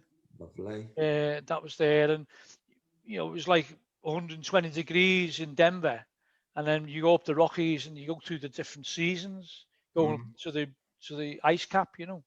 He's back. It was brilliant. It was brilliant. So I treated that like a holiday, but everywhere we went, we had the Hotel California tour bus, which was the Eagles tour bus. Yeah. But the Eagles had reformed, and they tried to get the tour bus back, but they'd sold it to a tour company, and the tour company said, no, there's this British band got it, and they've got it, so they couldn't get it back. So we were going around the country with Hotel California on the side of the bus. So everywhere we went, everyone thought we were the Eagles. The Eagles. And we got in Boston one day, and we did an overnight drive from somewhere. Arrived in Boston at 8 o'clock in the morning, and we could hear people outside because you'd still be asleep in your bunk till like about midday or whatever. And we heard people outside and people taking photographs and all that. And a big crowd had developed outside the hotel because you had to wait till midday to check in, you know. And we had our roadies getting off, and the roadies going, "Oh yeah, they're on board." And what they told them was, "The Eagles, the Eagles on board? You know, they on the coach? Yeah, they're on there. They're on there. They're on the coach. You just got to wait to the hotel, 12 o'clock." And there was a fucking big crowd waiting for us. And then we get off one by one, you know. You guys ain't the Eagles. Well, you nearly got lynched. I've just remembered actually, because you two guys actually in 2008 were one of the first bands to play Liverpool's Echo Arena. Am I right? That's a big fucking jump from '94, isn't it? I know. I just thought, well, just suddenly I thought I don't want to remember that. Yeah, we did. It was the first gig in the Echo Arena. Yeah, but we did from '94. You know, the point was that from '94, we knew it was the end really, and then. Roy Bolter, the drummer, was getting married, so we had this stag night in Dublin, and he said, "You know, should we play our last?" You know, it wasn't advertised our last gig, but it was our last gig, and we played that in Dublin. That was probably about '95, I think. And then we didn't play again then.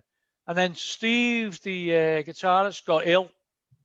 He had bowel cancer, and he was in a bad way, you know. And I think he thought to himself, he thought he was dying. Yeah. And he started thinking to himself, we should have played more. Because I think at 95, I think it was like 1995, we decided that's it. Even though we never officially split up, we just drifted apart. And then he started thinking, we should have got together more, we should have reformed or something, you know. And then about 2005, he recovered. He had the operation. And he recovered from, you know, and he's still going strong now, you know. It's 17 years later, you know. But that's when the Mondays asked us in 2005, would we play with them? We asked Steve, and he went, yeah, because he just got over it, you see. Of course. So before that, we'd have offers. We'd had a few offers, but Steve was always, no, I don't want to play, you know, want to keep it as the memories of that, you know. Yeah. Rather than rehashing it and stuff. Yeah. So it was really, you know, it was from 2005, and then since then it's been back all go. It's ongoing again, isn't it? Yeah, we just done festivals, you know, and we enjoy. Yeah, but they're a good buzz, though, aren't they? Brilliant. Yeah. Enjoy ourselves now. We like getting in the coach and thinking of what film is going to be shown. It's usually Roy and Carl are both involved in the film industry, and so it's usually to see what films that they're going to bring along that we haven't seen.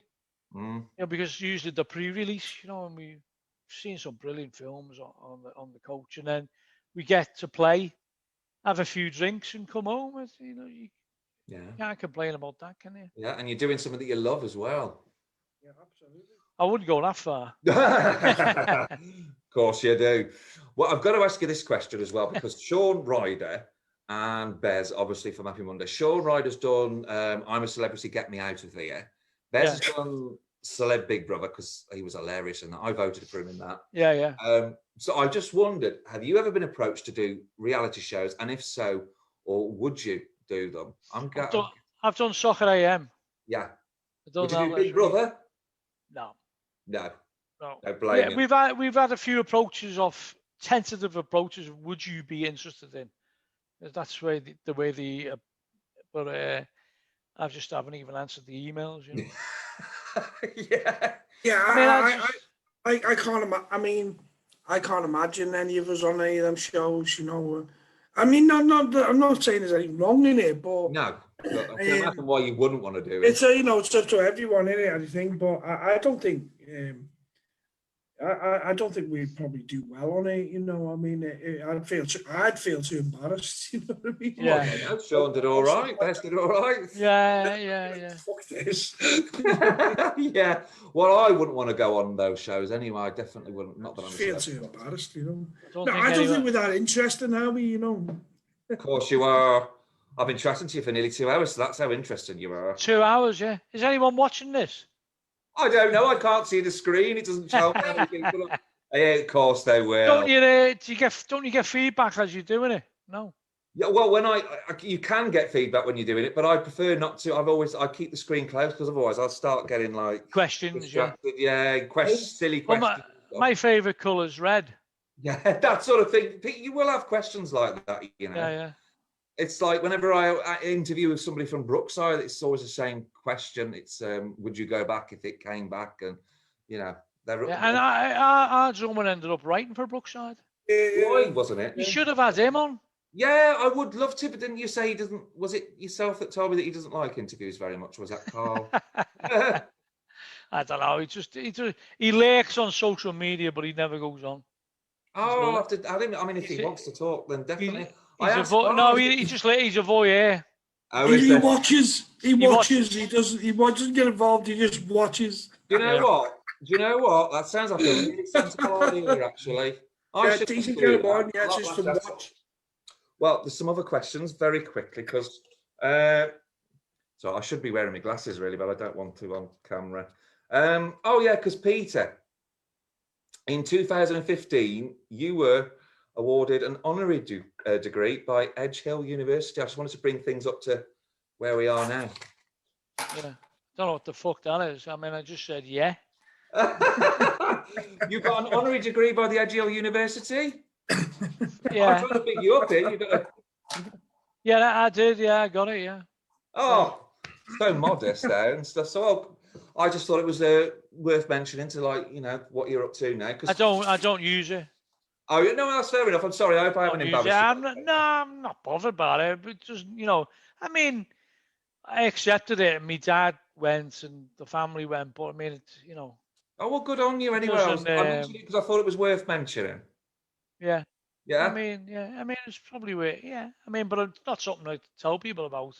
No. You don't want to be seen as big-headed or anything. But there you go. Well, I wanted to talk to you about it anyway, so I mentioned it. So if anybody's watching. And Keith, because we were talking yesterday about you did all the music for the Everton Howard's Way film. Yeah, I did. Yeah. When did that come out? Sorry. That came out a couple of years ago, and that again was another independent project with a guy called Rob Sloman and the lad I go to match with, which I think Peter's gone to the toilet. I was going to say, is he gone to the toilet or is he just? Which is David Feely, and again that was something that was born from Rob. Really, it was Rob Sloman. It was his concept. It was his idea, and he got to know Dave, and me and Dave go to games together. We got discussing things, and he wanted to do something which recognised that Everton team of the 80s, which is the Peter Hooton, Graham Sharp. So, 1984 onwards, sort of football team, which was, Everton's era, and no one's ever done anything about it. And we had long conversations with Rob about it. And the thing was, if you're going to, because that was our time, that was the time we grew up with, that's our Everton. That's my initiation into football, that era, that time. So, we were very much of the opinion, okay, if we're going to do this documentary and we're going to do this, it's got to represent the fans at the time, it's got to represent the culture, it's got to represent the politics, and then the music, it has to sit in from a conceptual point of view, in musically within that time. So that's what Rob asked me to to do and become involved with. So it was then a process of picking all the right songs. And you get some songs that you cleared and some songs you don't. But also, again, and about writing a lot of original music. So there was a decision really about, do I write something which is quite poignant and current, or do you try and write music that is of the time, so we can timeless, so we can keep it sort of culturally there, and so that's what we chose to do. Yeah. So everything that we wrote really for the everything that wasn't something that we sort of sourced and got clearance for. But everything that wasn't that was written within the time. So we spent a lot of time writing music that was of the 80s, and that was a great experience, and I think and what I tried to do at the time was I realized that I need to do this with other people, so we got lots of different people collaborating in it and stuff, like some of the Var Assembly boys, some of my wife sang on some of the stuff, and football fans, we got the fans at the time involved in the writing. But I took charge of that whole project from a musical perspective, and I found it really interesting because I'd always wanted to do something like that, but I'd never had the opportunity to. And that gave me the opportunity, and something that I was very passionate about, and obviously something that I felt a connection to, because that's what I've grown up with, So yeah, that's how that came about, and I think it worked, I think it worked, Yeah. I'm following them now on Twitter, by the way. I'm being told it works. Yeah. Okay, well, there's two more questions. They are quite quick, don't worry. I just wanted to ask you both, do you ever have plans, or would you, if the opportunity arose, write your autobiography? Peter, I'll go for you first. What are you drinking, by the way? It's Rioja. Ah. Yeah, it's very nice. I've been asked a few times by publishers and agents, and that I'd consider it. I'd consider it, but the problem is, because I've did the end and I've been involved in the farm, and I'd have to wait till everyone died. What, to tell the truth? Or? Yeah. Best answer ever. That's the best answer ever. I'd consider doing it, but it'd have to be very tongue-in-cheek. We've got so many stories, piss-take stories, and things that happened in reality happened, and just like that story about Joe Strummer that time with Mick Jones. But then he said, "You're doing a video tomorrow, aren't you? In New York?" And we were doing Love See No Colour video. And he went, "Have you got a pair of Ray-Bans?" And I went, No. He said, "Take mine. You got to wear Ray-Bans in the video in New York." So I had these pair of Ray-Bans off Joe Strummer in the video. If you look in Love See No Colour video, you can see them clearly. Yeah. Took them to Reading Festival, and when we were all dressed as Public Enemy, and they fell when we were getting out the car. And one of the bouncers picked them up. Eventually, they got back to me because they said they were like really close to my heart, like Joe Strummer had given them. Yeah. Anyway, about 5 years ago, I took them to an optician's to get them fixed because the screw had come on loose, and I said, "Can you fix these for us?" "What do you want to fix these for?" I said, "Oh, Ray-Bans and the sentimental value in it." "They're not Ray-Bans. they're copies." Oh, you're joking. They're very cheap copies. So I went, "Fucking hell, Strummer, you bastard." Yeah. No, but it was the actual sentiments of him giving me them. But either someone had sold them to him and he didn't know they were fakes, but they were fakes. They were the type you get on the beach in fucking Portugal or something. But Joe Strummer gave them you, so you can always... That's all that matters. I still got them. Yeah, cool. And, you couldn't put a price on them for me, like. Of course not. It's memories as well, isn't it? Yeah, Keith? so yeah. Oh, sorry. Come. No. Finish, Peter, sorry. I'm waiting to hear, Keith. Oh, you go. Yeah, sorry, Keith. We'll go back to you. My problem there. Keith, what about you? Would you consider writing an autobiography? You know, same as Peter. I mean, what would you put in it? You know, I mean, There's loads to put in it. Come on. Fucking career from one thing to another. It'd be quite chaotic. I mean, yeah, it'd be nice, but I don't. I mean, I don't know. You know, I think it'd be better if somebody made a film about your stories, both of you. Yeah, I mean, there's been some interesting stories, you know, over the years, and you know, You fell off a cliff once, didn't you? What? Yeah, you fell off a cliff once, didn't you? You really fell off a cliff. I fell off a few cliffs. More, you know what I mean? In more ways than one. So yeah, you could, you know, it'd be quite dramatic, I suppose, and quite interesting from that perspective.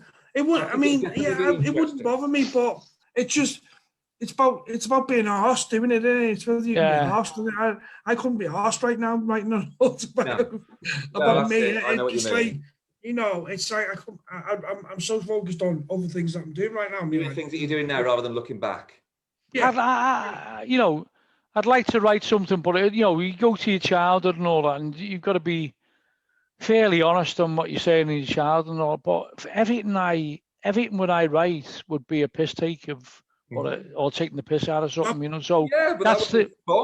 It might be. I mean, it's, you know, it might be, but you know, you know, when you start thinking of things, when you start putting things on Twitter, all the incidents you've been involved in, like when we overturned Piers Morgan's car at a stock car racing thing, when he had the sun and blazing, you know, we overturned his car, you know, and because we'd all been drinking in the day. We were there with Madness doing a PR thing. So we were going to mime together now in the middle of the auditorium. Yeah. So we'd all had a few drinks, and there's only Roy, the drummer, wanted to go on the stock car race, you know. And he was parked up behind Piers Morgan. But anyway, we were in the rostrum in the middle, and there's the sun and blazing on the car, because we were anti the sun anyway, you know, being from Liverpool. So we all charged over and started rocking the car, and then realised we could get it over, and we tipped it on its. And Piers Morgan was in his helmet, and the diesel was dripping onto him, and he was screaming. Honestly, I've never heard screams. You know, Fernandez, he was screaming like Fernandez when he gets tackled. That's what he was screaming like. And he was going, help, help, help. And one of the Madness contingents, I won't name him, but he went, where's the fucking matches? And honestly, it was surreal, but it was a Brit. And Carl, he said he got it on cine camera, but he can't find the tape. I'd love to. I'd pay good money to watch that. I'd pay good money to watch that. Piers Morgan, then. This is how they work. This is how devious they are. Keith was standing in the middle of the field, and Piers Morgan came over to him with his helmet on, put his arm around him, and put his thumb up. And it took about 2 seconds to get the photograph. Then he wrote in the Sun a couple of days later, me and my mates the farm. Yes, we did. Yeah. He turned it round as if we were involved in it. Yeah, you know, all had been a big setup. It wasn't. Yeah. But just shows you. So when I ever see people who've been captured by the Sun, I always think of that thing. If that had been social media at the time, because the boycott of the Sun in Liverpool, Keith wouldn't have been able to live in Liverpool. He would have been absolutely slaughtered because he got that photograph like that. Yeah, as though like. And by the time Keith realised who it was, he had the photo. It took me. And the headline was. Came on actually. The headline was. The headline was farm animals, but then he went on to say, you know, they turned my car over, but it was all in good fun. It was all a big joke, but it wasn't. Like it was fucking serious. Like it was all, we were serious. All having a laugh together. Yeah, we were fucking serious. And if one of the members of Madness had got matches, he probably would have. Yeah, would have burnt the car. Would have been Piers Morgan alive. It would have been. Could have done. Well, I better watch what I say now. I was going to say something, but you have to be very careful, don't you? But yeah, that would have been fun. Yeah, I'm glad he survived. Yeah. Well, I'm glad he survived. But He blocked me on Twitter ages ago, so I don't have to see his tweets anymore on Twitter anymore. yeah, but I think, you know, it just shows you the way. When he was only a Sun columnist he was a pop columnist for the Sun, and we wouldn't speak to him, you see. And when we won the Smash Hits Awards, he came up to us, Take That won all the awards, and we won Best Indie Band. And he came up to us in the club afterwards, and I knew what he looked like, so I turned me back on him straight away. And then he was talking to Kevin, our manager, and he said, Kevin, look, you don't have to speak to me. You can just fax me any story. It doesn't have to be true. Anything, and you're in. Yeah. And we didn't want to speak to him because it was unthinkable for a Liverpool band to speak from anyone from the Sun. You know, so we kept him at arm's length. You know. Yeah. But you could tell with that headline and that thing he did at the stock car racing, he was going to go far, because he was like, he demanded, you know, it's a bit like Boris Johnson, if you think about it. You know, you could see, you know, even years ago, people were saying to me when he was mayor of London, he's absolutely ruthless. He'll do anything for power, and he's, you know, this cuddly character, but he's an operator behind the scenes, totally ruthless, you know. And you can see that, can't you? You know. Oh, absolutely, and slimy and two-faced. Yeah. Although I will give him that. I know we were talking about that, Keith, before Peter came in. I was saying, you know, obviously I was glad about the way he was tackling the government during some of these interviews and stuff. I thought fair play to that, and then he's got lucky with the vaccine, hasn't he? Yeah. You know, I mean, but the thing is, the government did invest money into the vaccines, but they were ahead of the game there. But someone was describing it today. One of the analysts describing it today as they bet on every horse. Basically, they weren't cute and say, okay, we'll go for that vaccine. They just give money to every one of them, which is the clever. It's a very British thing to do, isn't it? You know, it's why the British did that. Or, you know, that's how the empire happened. They used people against each other. They bought everything, you know. Oh, man. Okay, well, we're going to come to the last question now, because we've been on for a couple of hours. I hope I haven't kept you guys too long. All right. No, it's all right then. No, you know, we love talking shite. Yes. You found the right person then. I just wondered, what have you got in the, you know, what are your future plans? Have you got any projects in the pipeline that you want to talk about now? Shout out. Oh, right. New album on the horizon, for instance. Well, before the lockdown, we were writing quite a lot. Yeah, I think we probably have nearly got an album's worth of material, but obviously with the lockdown, we just, you know, it just ground to a halt, you know. Of course it did, didn't it? Yeah. But, you know, Keith was sending me ideas on WhatsApp, and I don't know what happened to them. That was about a year ago. Well, things have, yeah. No, we've got lots of ideas, lots of things there, but I think what Peter said well is everyone went down that other road of we're going to be amazing in lockdown, and I think we just saw it as wait till it's over and then we'll sort something out then, you know, because we're not in any rush anyway. No. You know what I mean? Those online concerts, I mean, I hate them, you know. There's only one I've really liked, and that was Madness went into a studio and did it in a proper studio. And I would watch that if I'd have known. It sounded brilliant. Oh, it sounded fantastic. But all this stuff, you know, I mean, we did it a couple of years ago. We did a thing called Groovy TV before Keith lost his voice. And it was a bit like this. We just talked for an hour, talking, you know, about topical stuff. And we had a laugh doing it. And we started playing a couple of tracks, didn't we, in that? But I can't think of anything worse than online concerts. You know, I mean, I don't mind the odd track, but you know, online concerts, and it's just total soak up the atmosphere and stuff, don't you? I think it's just a bit self-indulgence as well. I don't mind doing interviews, but I think, you know, to just be doing online concerts. I mean, you're never going to get the right sound.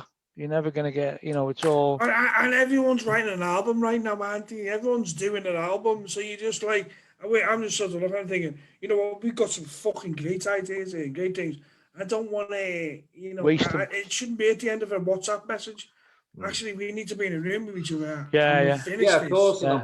When we're all in the right frame of mind and we're all together and we're all happy and comfortable, rather than feeling like that you're forced, that you should fucking have to do it. Because I've got to get this out now. Do you know what I mean? And so I think that's our approach, really. I refuse to write songs with anyone who's getting in a Zoom meeting with a coat on. That's me. Why have you got a coat on, Keith? I don't know. Alexa, set the heating to 22 degrees. I don't know. You're the second person.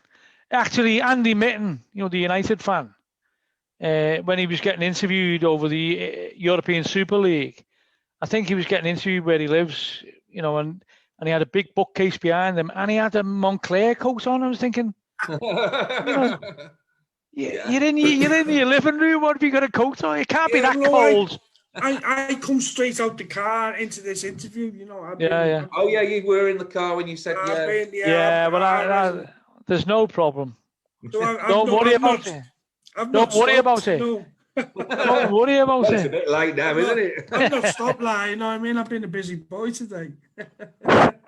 Well, busy is good. And listen, I hope you've got have you got any gigs lined up or anything that you can shout out now? Or is that something that you plan to do in the future? we have had gigs, but we can't really. They all seem to be getting pulled. So, because of... So, I mean, we were supposed to be playing with Madness around about now, I think.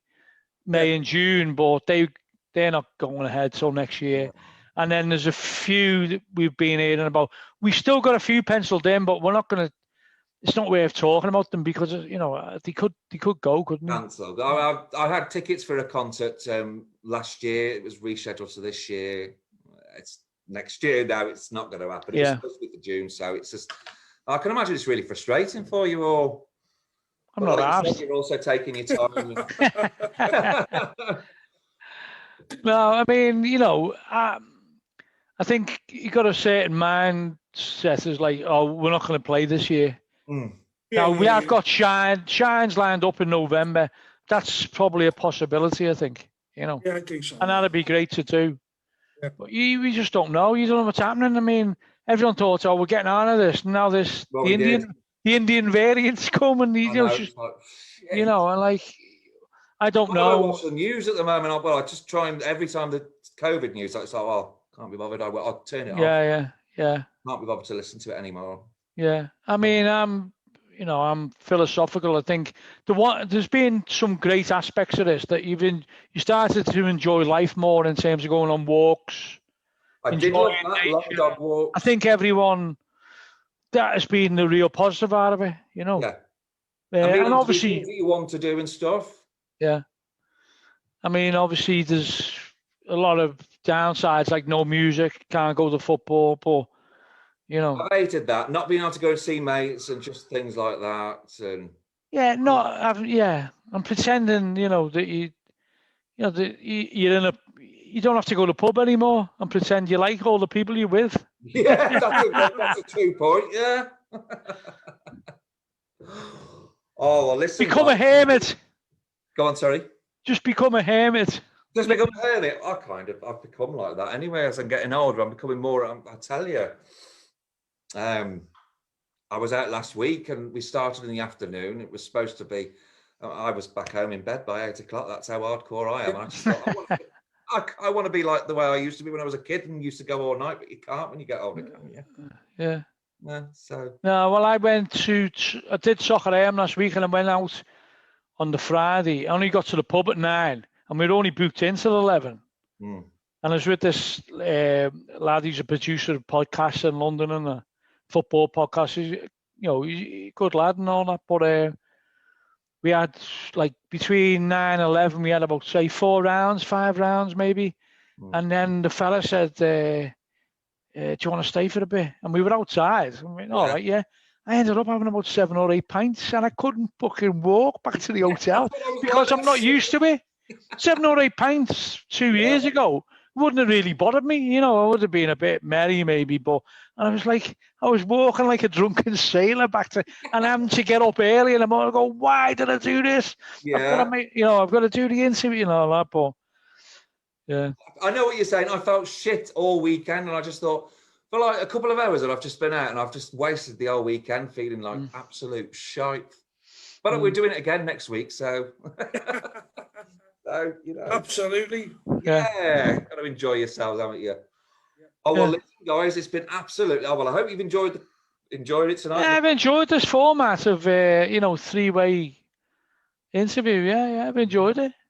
I mean, I've done a few. Three-way series. Oh, no, I've done I've done a few Zoom interviews, but it's usually just yourself. One-on-ones. I haven't had a threesome. Oh, well, that could be taken a different way, but there you go. I still want to get. I mean, if Roy's interested in it, I'll have to get you all on together. I'm not even commenting on that. Roy, you'll never get Roy. He's a fucking miserable bastard. Oh, is he? Oh, he is a miserable fucker, yeah. Is he watching now? Roy, if you're there, you can come on Okay. Play my show. It's not even a show or anything. It's just bog standard Zoom, but I'd love to talk to you, and Carl as well. And will this be on Facebook now, will it? It's on my it'll be on my profile now, so it'll be, you can go and and share it around and stuff. And see all the comments, them pair of dickheads. Yeah, the dickheads will be me. So. MTVs, yeah, MTVs. Okay. Yeah, so it'll be on Facebook now, and then what I'll do is either later on tonight or tomorrow put it on. You're not editing this? Oh, I don't know, because it's live. I might. What is it? 2 hours? It's live now, so it can't no be one's going to edited, fucking watch 2 hours. Can you give us 30 seconds of the best bits? Well, I tell you what, I am going to edit out the beginning part. Before you two came in, I thought, well, I'll go live first. So I was there. I was on at 7:53, and I think you came in at 2 minutes to 8, Keith. So I was literally just talking to the screen for 5 minutes, and that doesn't sound like a long time. I think it was a long time. I was running out of things to say. Well, we've got so and so on next week, and then I was just talking shit really. If you had on from Brookside, then is it just purely Brookside? Is it? No. It started off with Brookside. It was Lewis Emmerich and Michael Stark. They said, they're sound. Yeah. Well, they did. They asked. There were loads of fans during lockdown last year that asked them to do like a Brookside question and answer thing. So they said, "Do you want to be the host?" I thought, well, I haven't done anything like this before. Though I said yes myself, but I did it and I loved it. And then I carried on asking more questions. And I've just carried on asking other actors as well. So I really feels like a massive fluke. You're not their number one fan, are you? But there's I don't know, did you ever watch Minder? Sorry? Did you ever watch Minder? Because Gary Webster. Yeah. Who's on? Gary Webster. Oh, yeah, brilliant. Yeah. And then next week we've got, I don't know if you ever, Connie Hyde. She was in The Bill, Kathy Bradford. She was a psycho woman. Did you ever? I don't think I ever watched The Bill. No, I never watched it like that. You know. Can you get Vicky McClure?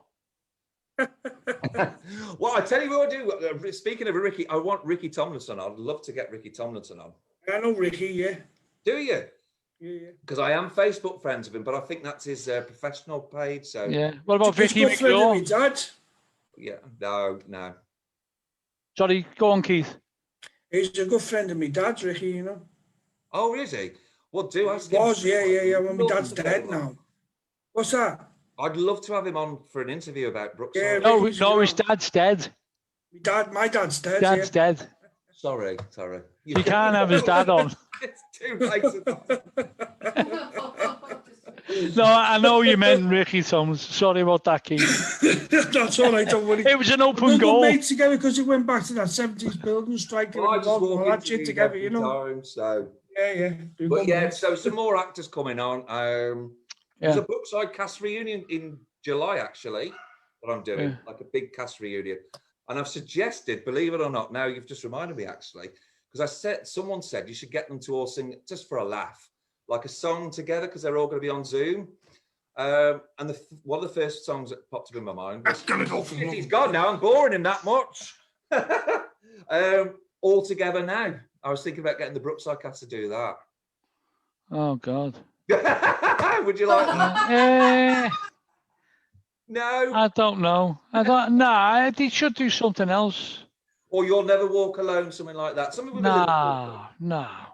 Do something which, something which is not football associated. I think. Yeah, fair enough. Okay. I hadn't thought of that. I think you should do something like Ferry Across the Mersey, maybe, or something. I'd rather Jack by the Reynolds Girls. Jack by the Reynolds Girls. What a classic. Yes. What happened to Keith? Or what about Cocaine Running Around in My Brain by Dillinger? Okay. Cypress Hill, is that? Dillinger. That's it. I remember that. That's a good one, actually. I might suggest that. Yeah.